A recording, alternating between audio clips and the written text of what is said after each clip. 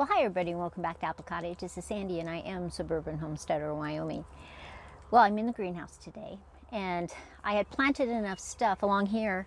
I had 2 tables and I had a whole bunch of little seedlings and plants and bigger plants, and I had planted all those, so I took those down, and the soil below had been covered with leaves all winter, and I just rototilled that in so it looks like wonderful, beautiful soil with compost. And not that long ago I started some more tomato seeds. Now I have a lot of tomato plants, but things happen. The other day there was a hailstorm, and though my stuff in my yard was fine, the community gardens were hit bad. There was a lot of people that were hit bad, and so what I like to do is have some extra tomato plants just in case. Now they could stay in the greenhouse here, planted in the soil, till November without me really even having to heat it. We might have an occasional cold snap and I'd have to run the heat lamps. But certainly time for them to grow, even if I don't end up having to use them outside.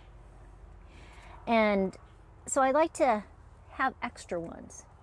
So today what I'm going to do is I'm going to plant these, and I'm going to put them only about 2 inches apart.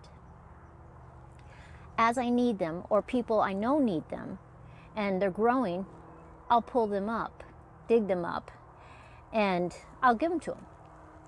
Because it's devastating when you lose your garden after you've worked so hard. And the nice thing about these later ones, especially if you plant them in pots, is that you can just bring them inside and put them in a south or a west window, and you can have tomatoes for a long time in the wintertime. I've grown tomatoes in the wintertime. They don't produce like they do outside. Of course they don't. But you still get red tomatoes, and that is an awesome thing to have. So I think as gardeners, we need options. All the time we need options. So I'm going to just take some time. In fact, I'll show you. I have lots of them. Lots of them. Some of them will have 2 or 3 in. Some of them will have 4 or 5. There's some little tiny peppers in there. Just things I'm going to plant along this area. Eventually, I still have a, sorry, I should go back over here. Eventually, I have tables over on this other side, 1 table. And I think by the time I get these all planted and some herbs planted in this area too, I will be able to take that area down, and I'll be able to plant in there too.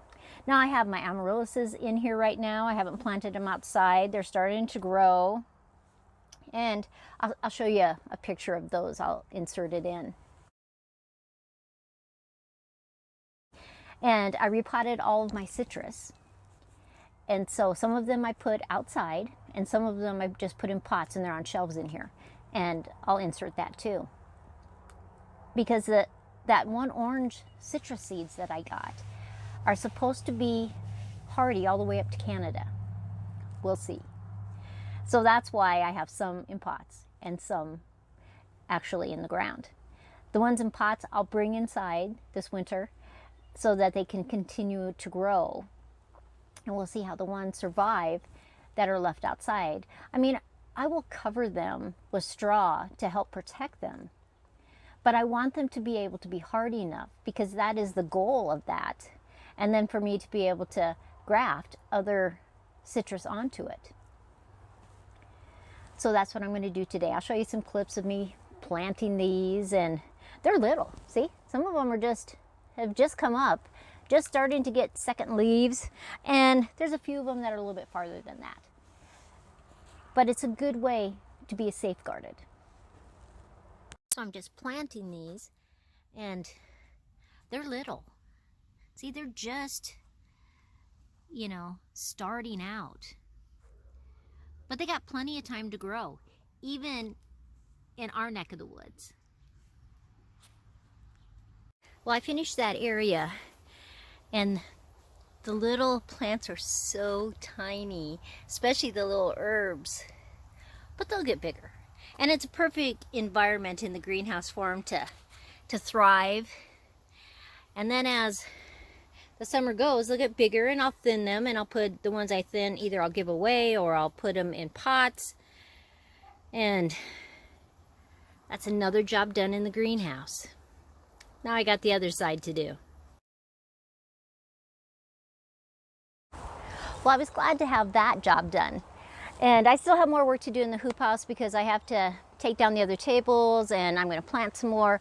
Actually, I'm going to plant some bok choy in there. But I was glad to get one more thing checked off my list.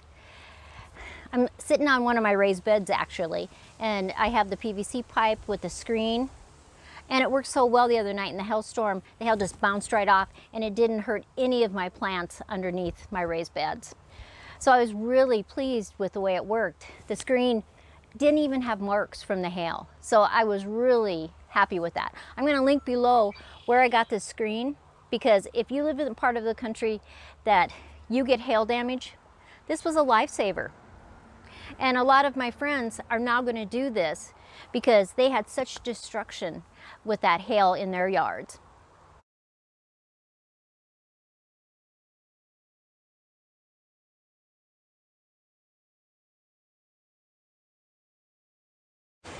Here are some of the citrus that was just like the ones that are outside, only I'm going to keep them inside.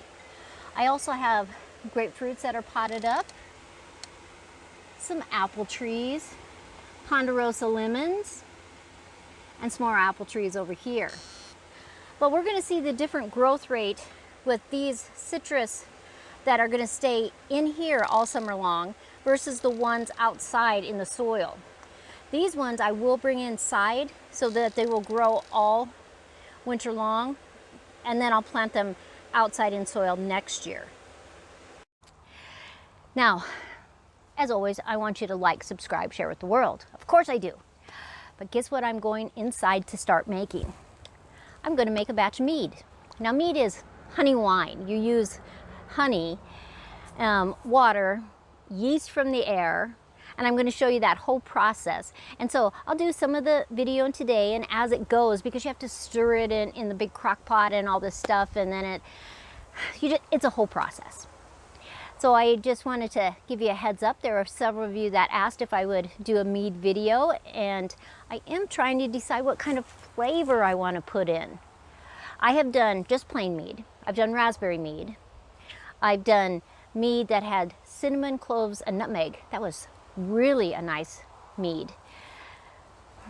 So if you have an idea of what kind of fruit or spice or herb I should put in my mead, because I have a little bit of time because I'm just starting to mix it up, put it in the comments below. I am going to be back tomorrow with Gardening Together, and we are actually going to talk about onions. Onions that you stored all winter, and now they've started to grow, and what can you do with those? And so I'm going to show you how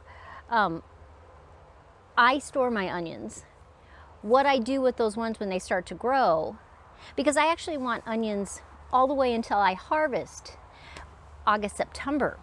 So I want to be able to store them basically for a whole year. And so we're going to talk about that tomorrow in Gardening Together. So this is Sandy at Apple Cottage. I am Suburban Homesteader, Wyoming, and I will see you soon.